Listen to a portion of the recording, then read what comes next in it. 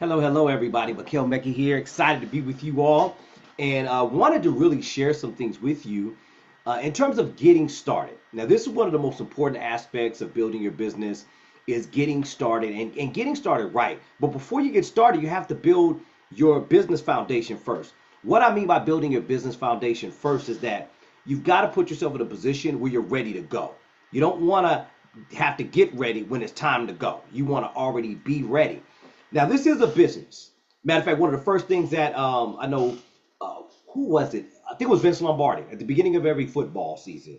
He would look at his team and he would say, hey, it's football. Now, these kids have been playing football since they were children. But he's saying this is a business. Likewise, we have to say to ourselves, I'm in business. Now, if you're coming in already, if you're already a licensed professional, you can skip this video because you've already been in the industry, life insurance, financial services, you've got these things covered. But if you haven't done this before, this is not like just, grabbing a job and showing up to work and getting paid. You've got to put some things in place because you're building your own business. So I'm going to go through a couple of the steps that are in our Getting Started Right document. The document says for California because that's where I'm from and that's how I wrote it. But understand that most of these things go for almost anywhere.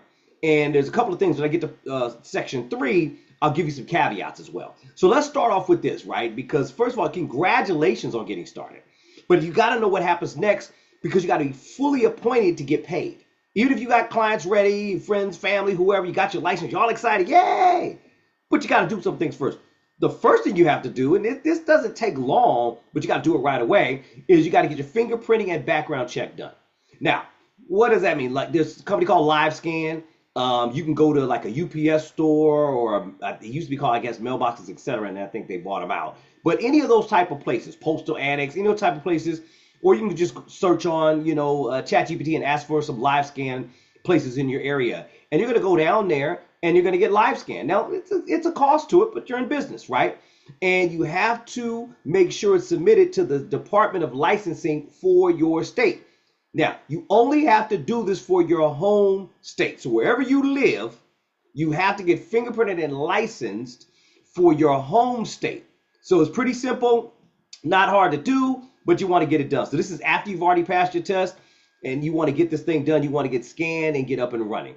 Now, the second thing you do, license confirmation. So, if you want to make sure that your license is active, you didn't miss anything, everything's already uploaded, and there's a state website. We can go to your state website. You should be able to put in your name or whatever they might ask you because each state is a little bit different. But just verify your license is there. You want to confirm your license number, okay, and the expiration date. Make sure that's all there. And then you want to have a PDF or you want to take a screenshot of the whole thing, just not the whole screen, but of the document of your license.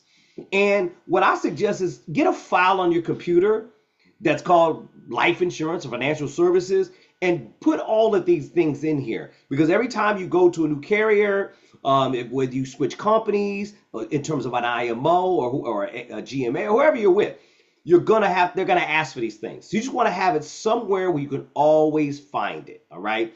So step 1, fingerprint. Step 2, license confirmation. Now step 3, errors and omission. Some companies that you may decide to work with to place your license, they may ask you to just use theirs, and theirs is inexpensive. And so, like with us, it's $30 a month, just plain and simple, no down payment, just $30 a month. It pays for your E&O insurance. Some companies, they'll say you got to get this particular vendor or that particular vendor. So it depends. Now, there are some, you want to do it for life and health or just life. If you are just a life insurance agent, then do it for life and health. There's a few different requirements, but when you talk to the IMO person, they'll tell you $1 million, per occurrence, $1 million aggregate, things like that. And then when you get that, you also want to take that and save it, especially the declaration page, because that's what most companies want you to send in anyway. You want to take that and get it done, which leads to number 4. Now, this is kind of where you're ready to start cooking. Number 4 is getting appointed to carriers. So you can't just, go to Mutual of Omaha. You can't just go to National Life Group. You can't just go to Foresters or F&G, right? You've got to get appointed through them.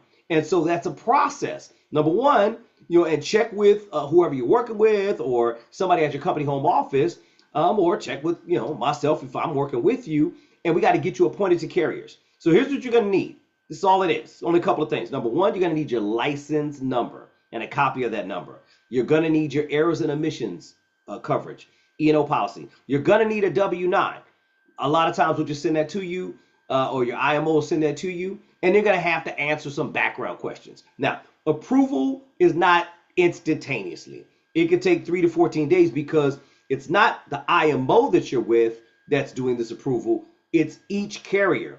So some carriers come back faster than others. So you want to make sure that you take the time to get that done. So just know that it's going to be 3 to 14 days. So the faster you move through this stuff, the faster you can begin to get paid. I know some people that wait, a month or two because they take everything slowly and they don't get paid for 2 or 3 months. And it's insane, right? When I got in the industry many, many, many years ago, I did this right away. Within like a couple of days, I had everything on this list done.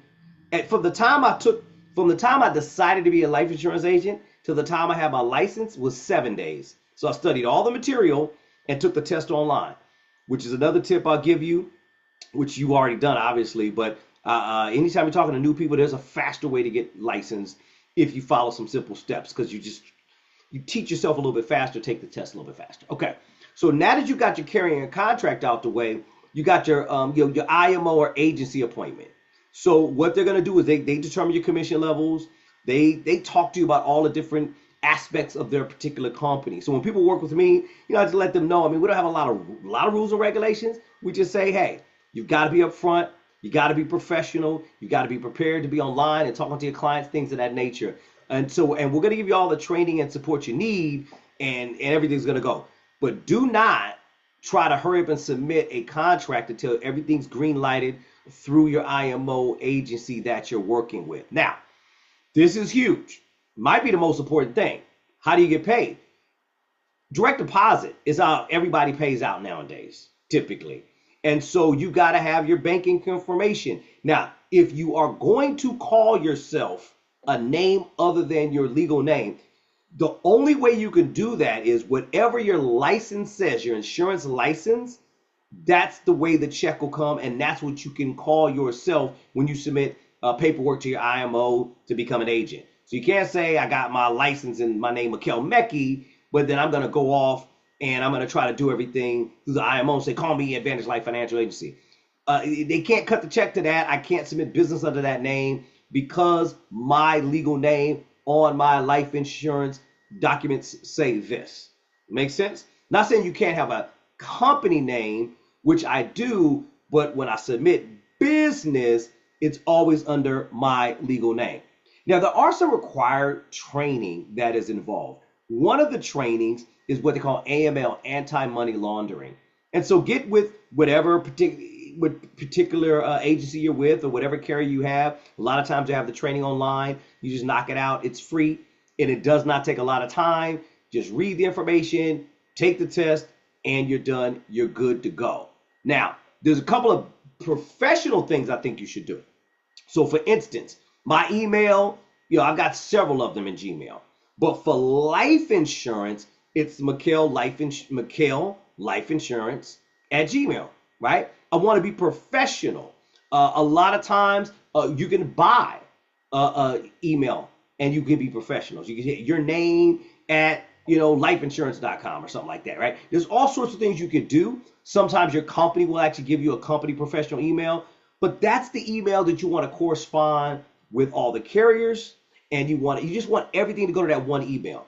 If not, what happens is, if you use your personal email, things get jumbled up, things get lost, and trust me, when you start to get going, you're gonna have a lot of different emails coming in. You're gonna have a lot of things with a client that maybe the carrier is asking for some additional information in order to get that person approved. You do not want to miss that email.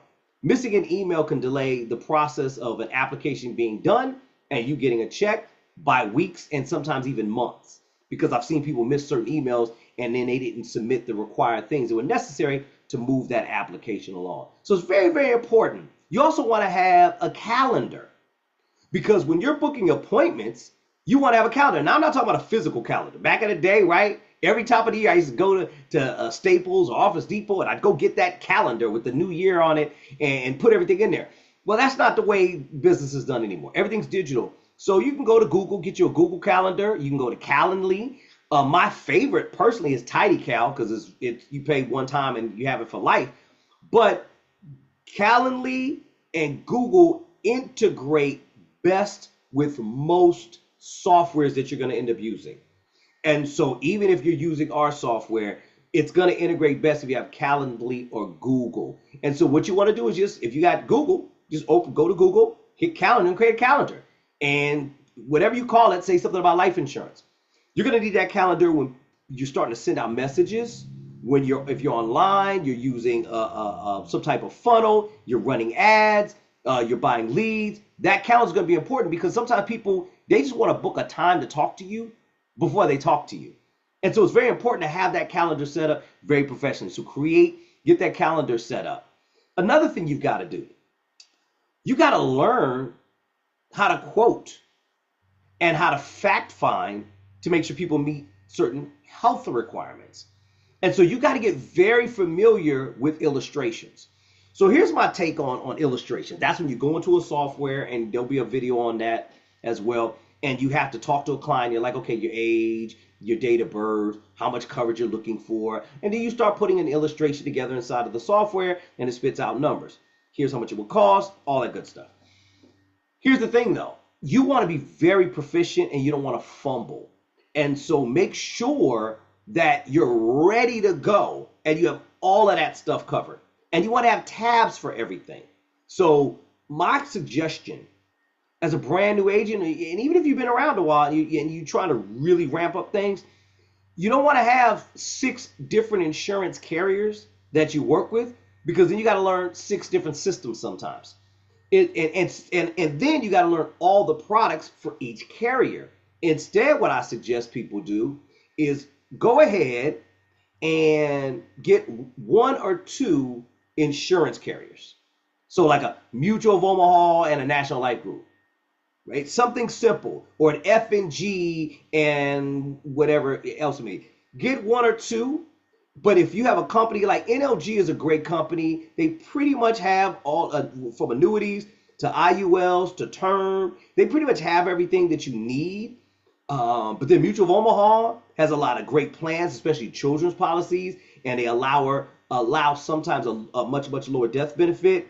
And so instead, some companies say it has to be a minimum $50,000 death benefit, but then there are other companies that say you could do a $10,000 or a $25,000 death benefit policy. And so don't get a bunch of carriers. When you get your carrier, learn their software. Learn it. Become very intimate. Play with that software as much as you can. Go online and get in there in that back office. Learn the illustration system. Even run through a mock application. Like write an application on yourself. Because what you do not want to do when you get on the line with somebody is fumble through the application. You don't know where buttons are. You don't know what to click. And then if something goes wrong, and this happened to me. I was with a client. And I'm like, oh, it's an online application. I don't need to, I'm a computer guy. I'm good. And then I got stuck. And all of a sudden I'm sweating because this is a client. And I think they're looking at me saying, you dummy, I'm trying to give you $300, $400, $500 a month to put into a policy. Or I'm about to open up an annuity with you and transfer, roll over 40,000 and you don't know how to use the software, right? Are you legitimate? So in order to avoid that hurdle, I learned the hard way, never happened again. I learned to understand the system and how it works, okay? So learn your application and your quoting tools. If you want to be really, really slick, you'll get a file for each carrier and they'll talk about underwriting requirements. So you should put that tab on your computer.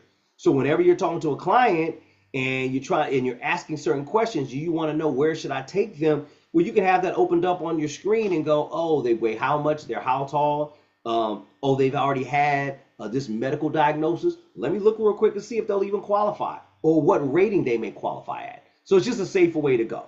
Also understand compliance. You got to be careful. My suggestion is number 1, always record your calls. When you're using Zoom, go to Office Depot or go to Costco or just go online and get you a big hard drive that can always hold all your calls and record all your appointments. One good thing about recording your appointments, if you ever have to go back and talk to a client, sometimes you got to refresh yourself, especially if it's some time. But you also want to protect yourself in case they say you said something you didn't say. Once again, why you need E&O insurance. But you got to protect yourself. If you got that recorded call, you can always bring it up and say, no, I didn't tell them they were going to get 18% return on their money. No, I didn't tell them that when they retire, they're going to have $300,000 in this account. I showed them the illustration. I showed them the numbers. Low, worst case scenario, mid case scenario, best case scenario. But I didn't promise them anything. So you got to record your calls. So it's very, very important. All right. Now, let's talk about marketing and lead flow. Now, this is very, very important. You got to know what product you're approved to sell, but you really should focus on, especially in the beginning, focus on your core product. I always like to say you can major and you can minor. And so for me, when I got in the industry, my core product was term insurance. Couple of reasons why. A little bit faster approval process, especially under $1 million. A little bit faster, a lot faster. Number two, it's really cut and dry. You want a 10-year term, 15-year term, 20-year term, 30-year term. It's cut and dry. Here's the dollar amount. Let's go. That's it. I don't have to talk about cash buildup. I don't have to talk about return of premium. If that's not what they're interested in, I can keep it very simple. And then I got more advanced. As I started to learn more, then my core product became the Index Universal Life product. And then I do term, sometimes as well, or do a combination. Well, now I really am a fan of annuities because I'm dealing with people that have money. So annuities are great, but they can be complicated. So don't try to take on more than you can chew. You always have somebody like myself or somebody that's always willing to help you with a policy. So if you're dealing with a complex situation, you don't know what to do, then you got to reach out or reach up. You can even call the carrier. They'll walk you through it and help you write an illustration. That's a tip, by the way. If you didn't know that, they'll help you write an illustration. So know what products you are approved to sell. Don't sell an annuity if you haven't taken AML and you're not approved to sell that product, because then you put yourself in a bad situation because now that application doesn't go through. It's a no-go. All right. And so you got to make sure. Now, when it comes to leads, there's a couple of philosophies. In the beginning, I don't suggest buying expensive leads, if leads at all. Now, I don't really buy leads. I haven't bought leads in many, many, many years because I generate leads using social media and just being natural and talking to people and just letting folks know what I do and educating people for free, and leads come to me. But when I bought leads in the beginning, I didn't buy the expensive ones because you need more times at bat. See, I don't want to buy a lead. There's leads out there that are $100 a lead and they're high quality. Don't get me wrong. Usually, this person's got some interest. But if you haven't done this before, you haven't mastered your script and your personality and your tone, what ends up happening is the person you're talking to, they can feel that. And then they say things like, let me think about it, or let me get back to you. You just blew $100. How many times can you afford to do that per week? Most people can't afford to do it one time, let alone you got 5 appointments, nobody bought, and you spent $500.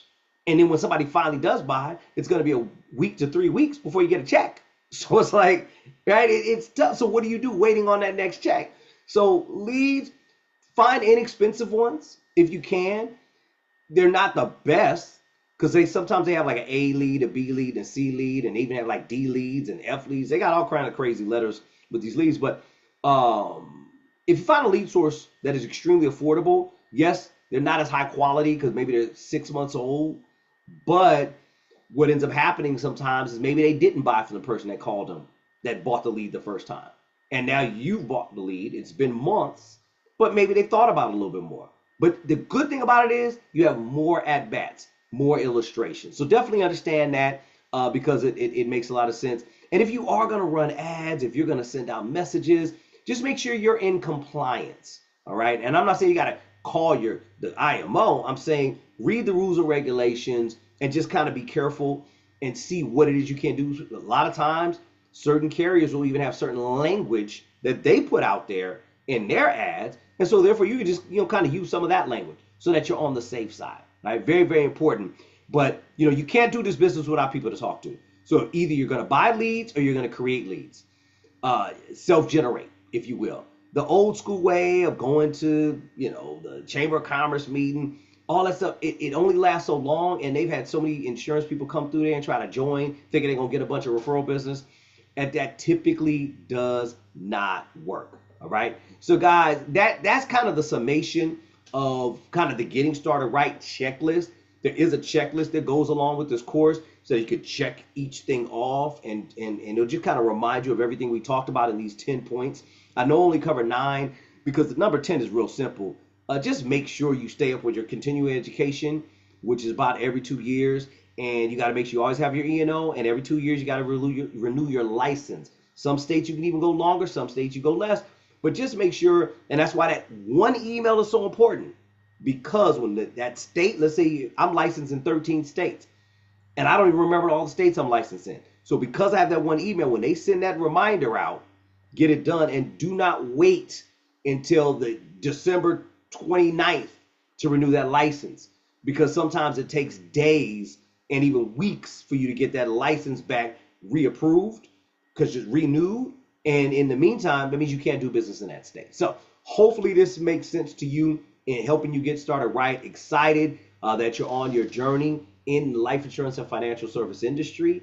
And I look forward to talking to you again on the next video. Once again, my name is Mikael Mecki. Thank you for being on. Take care.